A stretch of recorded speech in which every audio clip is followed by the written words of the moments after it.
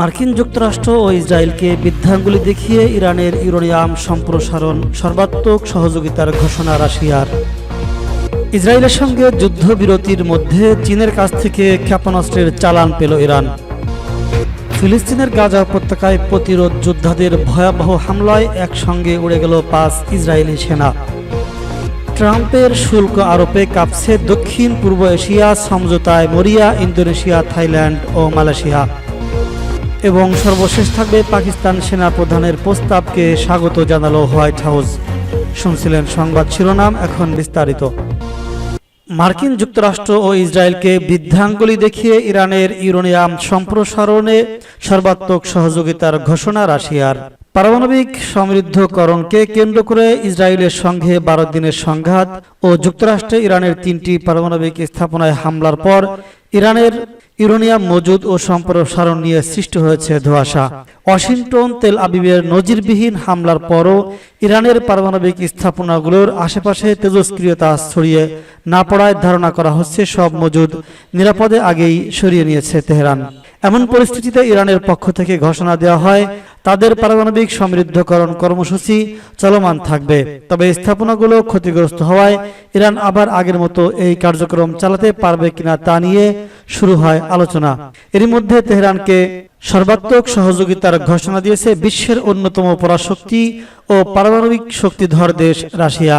মঙ্গলবার 8 জুলাই ইরানের আধা সরকারি সংবাদ সংস্থা মেহেরের এক প্রতিবেদনে বলা হয়েছে, রাশিয়ার পররাষ্ট্রমন্ত্রী সার্গেই লেভরভ বলেছেন, তেহরানের অবশিষ্ট ইউরেনিয়াম মজুদ পুনরায় সম্প্রসারণে সহায়তা করবে মস্কো। ব্রাজিলের রিও ডি জেনেরোতে ব্রিক্স গ্রুপের সদস্য রাষ্ট্রগুলোর শীর্ষ সম্মেলনে তিনি এই মন্তব্য করেন।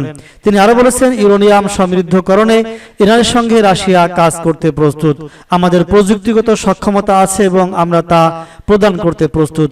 অতিরিক্ত সমৃদ্ধ ইউরেনিয়াম এবং বিদ্যুৎ উৎপাদনের জন্য ব্যবহৃত ইউরেনিয়াম ইরানের পারমাণবিক স্থাপনাগুলোতে ফিরিয়ে আনতে সকল প্রযুক্তিগত সহায়তা প্রদান করা হবে।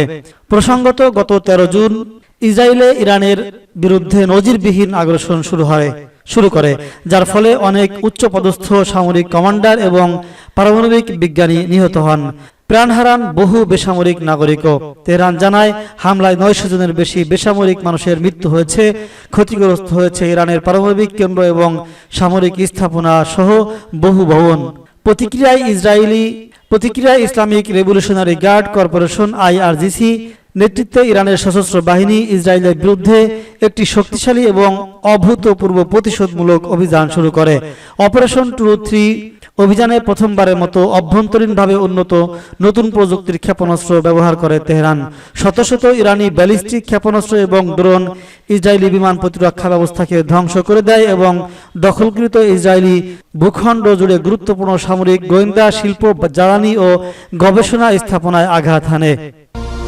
ইসরায়েলের সঙ্গে যুদ্ধবিরতির মধ্যেও চীনের কাছ থেকে বড় ধরনের ক্ষেপণাস্ত্রের চালান পেল ইরান। চীনের কাছ থেকে ভূমি থেকে আকাশে উৎক্ষেপণযোগ্য ক্ষেপণাস্ত্র ব্যবস্থা হাতে পেয়েছে ইরান। ইসরায়েলের সঙ্গে 12 দিনের সংঘাতের পর নিজেদের আকাশ প্রতিরক্ষা ব্যবস্থা পুনরায় শক্তিশালী করতে তেহরান নিজেদের অস্ত্র ভান্ডার সমৃদ্ধ করার দিকে মনোযোগ দিয়েছে। এক আরব গোয়েন্দা কর্মকর্তা মিডল ইস্ট আইকে বলেছেন, গত 24 জুন ইরান ইসরায়েল যুদ্ধবিরতির পর চীনের তৈরি ওই ক্ষেপণাস্ত্র ব্যবস্থা তেহরানে পাঠানো হয়েছে। নাম প্রকাশ না করার শর্তে আরেক আরব কর্মকর্তা বলেছেন, যুক্তরাষ্ট্রের আরব মিত্ররা জানত যে তেহরান তার আকাশ প্রতিরক্ষা ব্যবস্থা জোরদার ও শক্তিশালী করার চেষ্টা করছে। হোয়াইট হাউসকে ইরানের অগ্রগতি বিষয়ে অবহিত করা হয়েছে। তবে যুদ্ধবিরতির পর চীনের কাছ থেকে ইরান কতগুলো ভূমি থেকে আকাশে উৎক্ষেপণযোগ্য ক্ষেপণাস্ত্র বা SAM পেয়েছে সে বিষয়ে ওই কর্মকর্তা কিছুই বলেননি। কিন্তু একজন আরব কর্মকর্তা বলেন, ইরান তেলের বিনিময়ে ক্ষেপণাস্ত্রগুলো কিনেছে। মার্কিন নিষেধাজ্ঞার মুখে ইরানের তেলের সবচেয়ে বড় ক্রেতা চীন।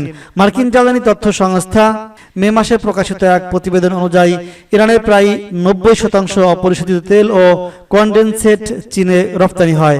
কনডেনসেট হলো প্রাকৃতিক গ্যাস উত্তোলনের সময় সংগৃহীত হালকা তরল জ্বালানি। ধারণা করা হয় ইরান বর্তমানে রাশিয়ার তৈরি S-300 আকাশ প্রতিরক্ষা ব্যবস্থা ব্যবহার করে, যা ধেয়ে আসা বিমান ও ড্রোন ভূপাতিত করতে সক্ষম। একই সঙ্গে ক্রুজ ও ব্যালিস্টিক ক্ষেপণাস্ত্র প্রতিরক্ষা ব্যবস্থাও কিছুটা আছে।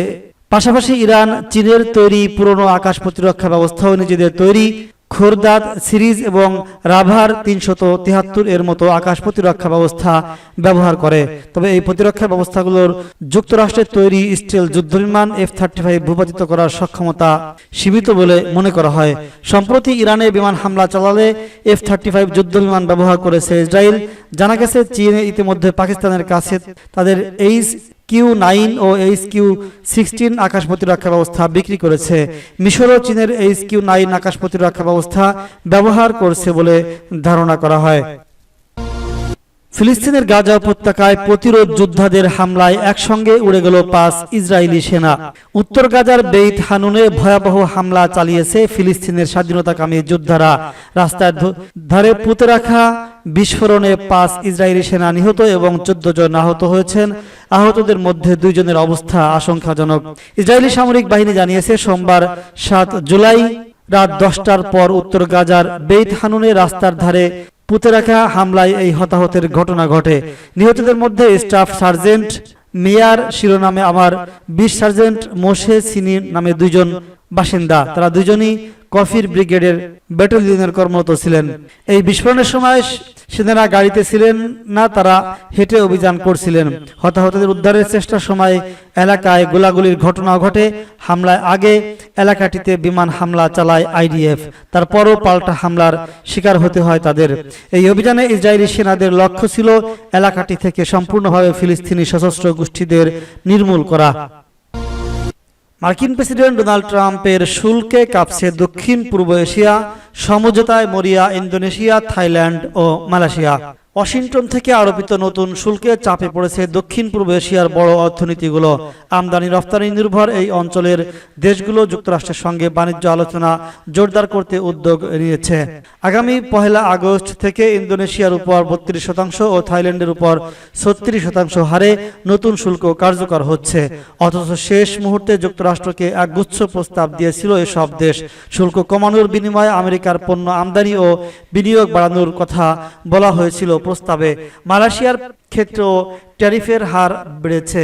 দেশটি ইলেকট্রিক্স ও সেমিকন্ডাক্টর রফতানি এখন 25% হারে কর দেবে, যেখানে এপ্রিলের প্রাথমিক হুমকি ছিল 24%।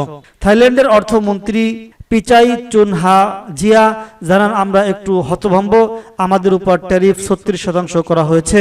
যুক্তরাষ্ট্র আমাদের সর্বশেষ প্রস্তাব বিবেচনা নেয়নি, তবে আমরা আলোচনায় নতুন প্রস্তাব নিয়ে ফিরব।